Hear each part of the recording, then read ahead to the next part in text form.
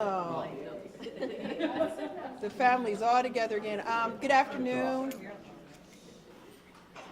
Good afternoon. My name is Stacy Davis Gates. I am the president of the Chicago Teachers Union, and I am standing with our elected leadership of the union, our executive board members, and some staffers. We had quite the Friday last week. Much is being made currently about which Department of Homeland Security came to Chicago.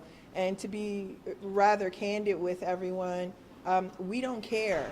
We care about the young people that were in that school community. We care about the workers that were in that school community. We care that children should not be placed into traumatic situations. We care that the courage and the clarity of the workers there was right on time, that they were able to stave off anything that could have happened that could have been harmful to them. So we both are horrified by what happened on Friday and grateful for the courage and the resilience of the people who work at that school. Thank you. Beyond that, we have been saying for quite some time that we are entering into a different type of America, one that doesn't see schools as safe spaces. Young people deserve that. Our contract is an accountability document with the Chicago Public Schools that is anchored in what young people need. We are acutely aware that this is different. This is really different. The trauma that our young people will experience, they will need adults who understand how to deal with that. That means that when we say social workers and counselors, that's not just something we're talking about. That's something that we will need and continue to need. Number two, the President of the United States has told everyone who would listen his intention, and he is making good on that intention.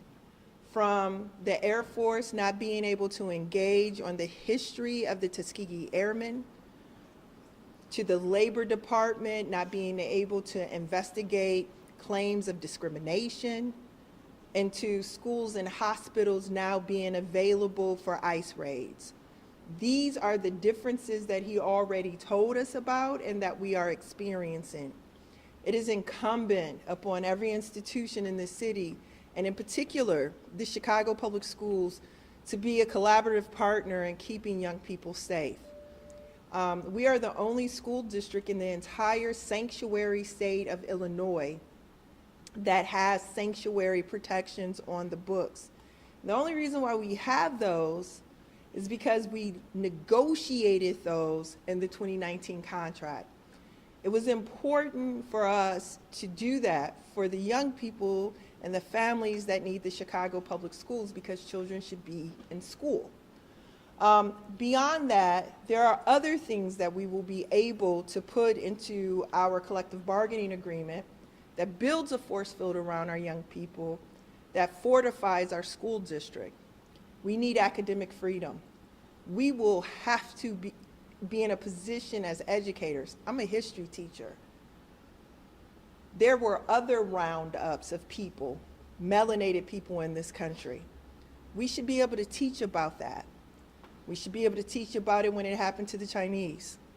We should be able to teach about it when it happened to formerly enslaved Africans. We should be able to teach about it when it happened to Mexican immigrants before. These are not new things, but they will be new things if we can't teach about it. The Chicago Public Schools should come to a conclusion with us about academic freedom, because it matters that people have an understanding of the complexity of our history. That's number two. And I think here's the other thing.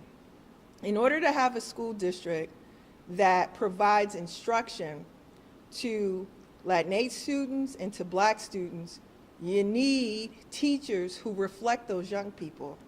Once upon a time, the Chicago schools, public schools, had almost 50% black teachers. Now it's under 20%. We have to rebuild those ranks from the tyranny of Rahm Emanuel and Arne Duncan. We have to make sure we do this, and we have proposals there to do this. Our fear is that that too will be targeted in the way in which corporate America is behaving.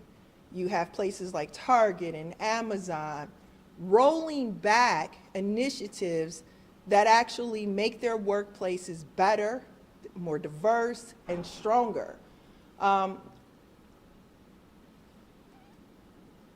We are all we have in this moment.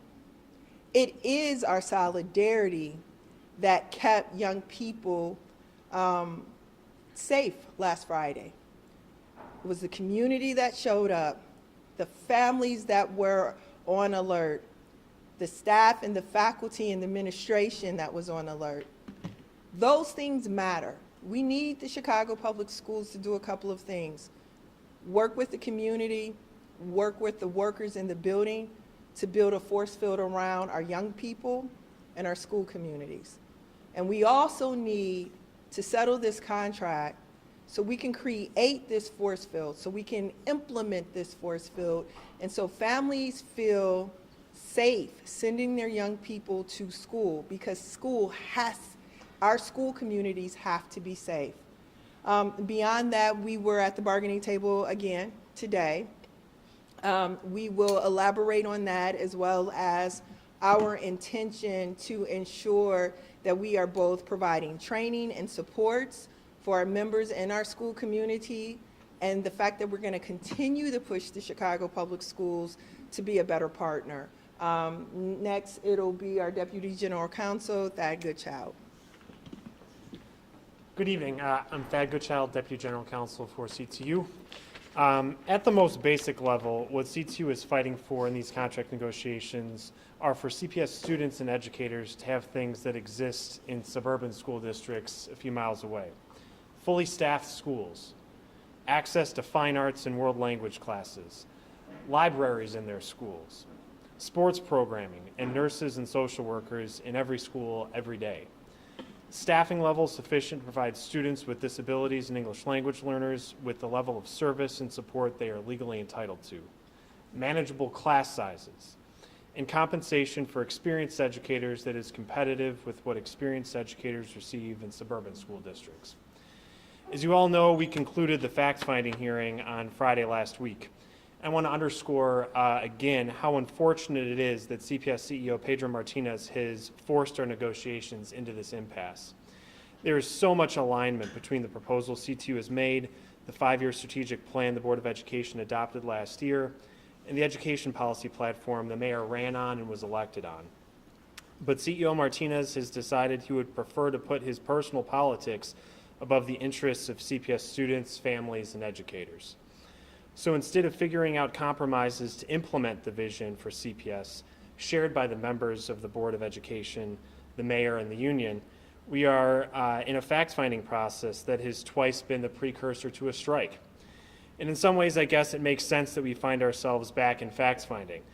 CEO Martinez is being backed right now by the folks that provoked a strike in 2012 and closed 50 schools in 2013 and got CPS put under a state monitorship for denying services to special education students in 2018. So it makes some degree of sense that he would be pushing towards this process, because the fact-finding process became part of state law under Senate Bill 7 in 2010 at the urging of Rahm Emanuel and Arne Duncan. And the statutory criteria the fact finder has to consider are meant to result in recommendations that favor CPS management, not recommendations that favor students and educators. And so let me give a couple examples of that. The law requires the fact finder to consider conditions for teachers in the 10 other largest school districts in the country, 4 of which are in non-union Republican states. The law also only lets the fact finder consider the school district's cash on hand when making a recommendation, exclusive of its reserves and exclusive of revenue it can reasonably anticipate to receive in future years. And it's impossible to pay for a multi-year contract that way. As our research director, Pavel Jankov, noted last week, that's like deciding whether you can pay your rent based upon what you have in your wallet at a given moment rather than what is in your next paycheck. No one budgets that way, and CPS never used to budget that way either until this contract cycle. And for all those reasons, since the fact-finding process has been part of the law, CPS, CTU, or both CTU and CPS have rejected the fact finder's recommendation in each contract cycle, 2012, 2016, and 2019. Since the fact finder isn't deciding contract terms for us, but is instead assisting us in reaching agreement, we're hopeful that he's going to see through all of the incoherence in the statutory framework and craft his recommendations based on factors that are important to both of the parties in negotiations. 47% of schools in CPS, including 21 high schools, have only one fine arts teacher. 50 schools don't have a single fine arts teacher on staff. 80% of CPS schools do not have a librarian. Across 514 schools, CPS employs only 107 librarians. And access to a librarian is deeply inequitable on racial lines, as so many things are in CPS. Only 10% of schools with majority black student populations have a librarian, whereas 25% of schools where white students are the majority have librarians. That has to change in this next contract, and we are going to continue pressing until CPS makes meaningful commitments to address inequities like those. Thank you. Thank you, Thad. I mean, that lays out the case very clearly that the inequities are most acutely felt in majority black schools, that the disparity happens with majority black teachers with respect to the teacher evaluation system, and that we are in a situation now where the CEO is choosing confrontation instead of collaboration. Next, I'm going to bring up Linda Perales, one of our organizers here at the Chicago Teachers Union, also a special education bilingual teacher who is running point on a lot of our response with respect to the chaos that is being brought up on Chicago right now. Hi everyone, my name is Linda Perales, Linda Perales. I'm an organizer here at the Chicago Teachers Union, as Stacy mentioned, and a bilingual special ed teacher on leave. Friday was a really difficult day. We got a call here at the office that ICE or federal agents had been confirmed at Hamline. And right away, the director of my department and I headed straight over there where we met our president, Stacey Davis Gates, and several other members of our team, including our lawyer, field rep, and director of the grievance department. We went straight to Hamline, met our team there. CPS and their team was there as well. And the really striking thing that stuck with me when we arrived there was the strength and solidarity of so many people in the building that kept our students safe. Keeping students safe was a collective effort.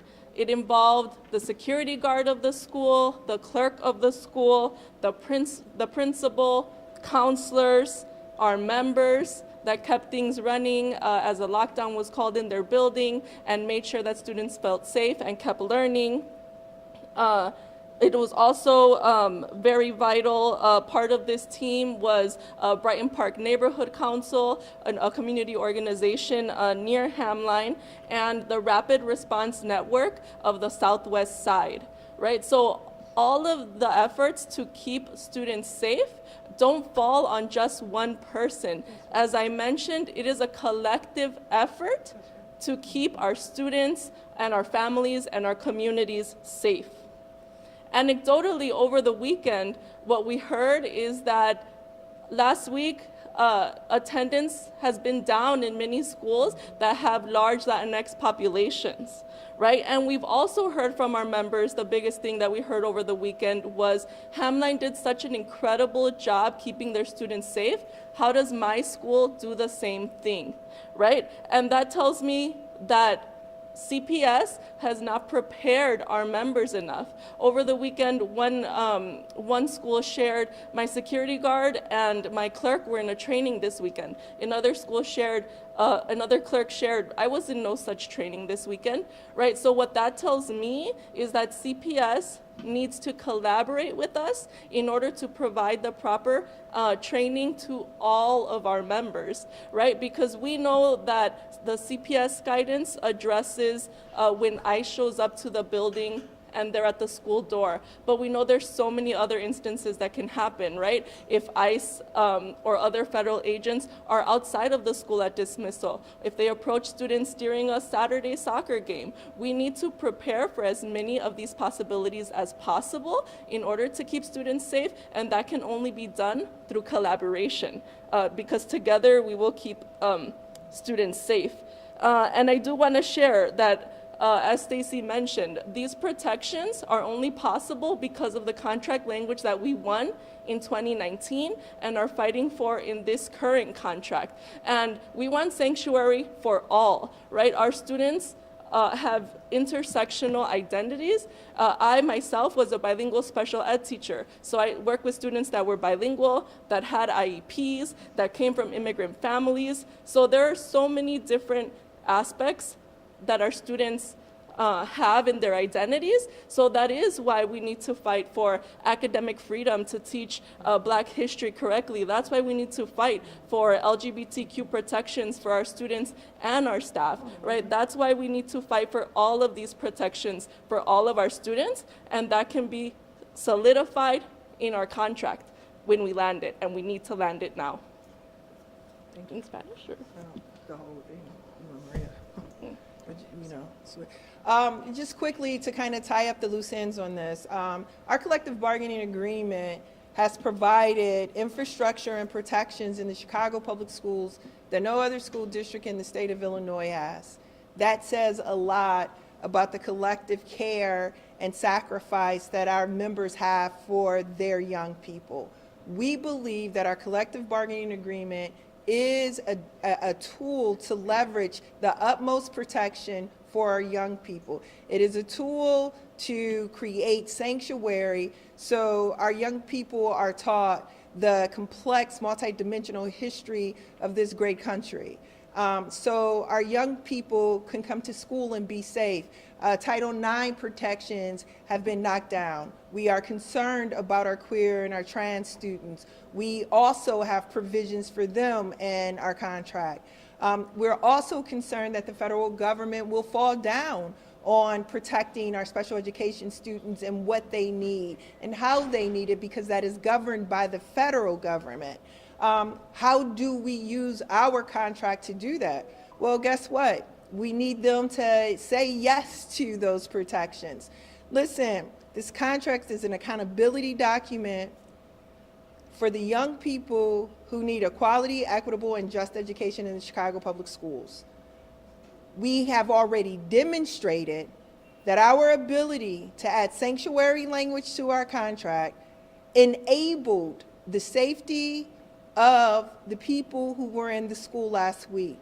We want to make sure that we are collaborative partners and anchoring the safety of our young people, the education of our young people, the edification and the fortification of our young people in every school community. That's what the contract is. All week, we'll be in neighborhoods. This week, today, I think we're on the south side at, what's the name of the church?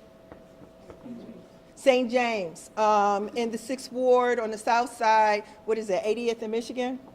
80th in Michigan, St. James. Come out and participate in the meeting.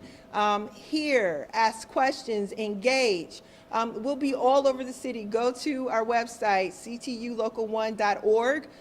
You'll have a full accounting. You can find us on social media, on Facebook, on Instagram, where you can get the information as well.